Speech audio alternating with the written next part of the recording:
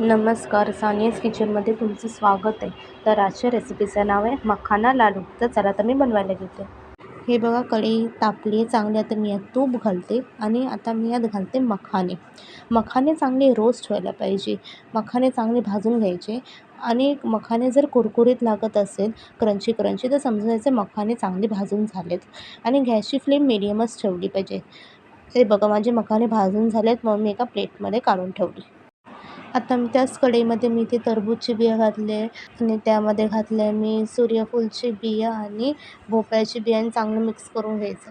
वरून थोडं तूप घातले, ऑप्शनल आहे, तुम्हाला घालायचं तर घाला. मी घालते कारण थोडं क्रंची व्हायला पाहिजे म्हणून.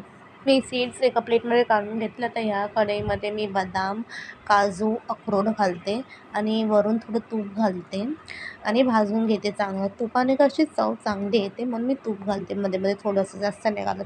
हे बघा, चांगले भाजून झालेत. आता मी त्याच प्लेटमध्ये काढून घेते ज्यात मी सगळे सीड्स भाजून घेतले होते.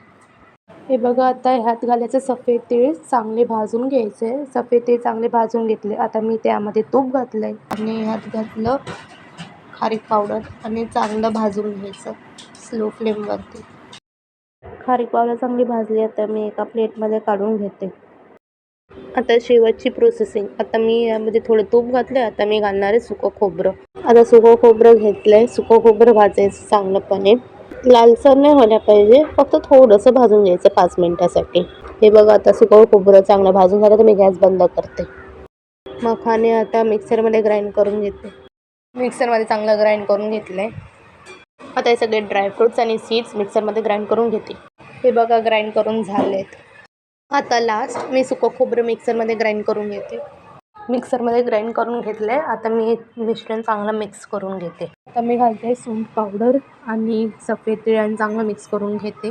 जायफळ चांगलं किसून घालते. गुळाची पाक करायची तयारी करून घेते. पण त्याआधी मी हे माप घेऊन बघते किती बाऊल होतात ते. असं दाबून घ्यायचं, घालायचं. झाले टोटल 6 बाऊल. आता मी हे बघा, हे गुळाचं प्रमाण मी कसं घेते बघा. तर ते 6 बाऊल झाले ना, तर ह्याचे 3 बाऊल होणार आणि हे सेम बाऊल मी वापरले. ह्यात मी थोडं पाणी घातलं, थोडंसं, जास्त नाही घालायचं. आणि स्लो फ्लेमवर चांगलं गूळ वितळू दे. गूळ पूर्ण एकदम वितळला पाहिजे. गूळ वितळलं चांगलं. आता मी गॅस बंद करते.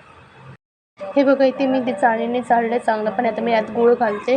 गूळचं कसं खराब येतं ना, खराब येतं म्हणून ते गाळून घेते. नंतर चमच्याने चांगलं सगळीकडे मिक्स करून घेते. चांगलं हे बघा, मिक्स करून झालं आहे. आता मी लाडू वळायला घेते. हे बघा, चांगलं लाडू वळलं आहे.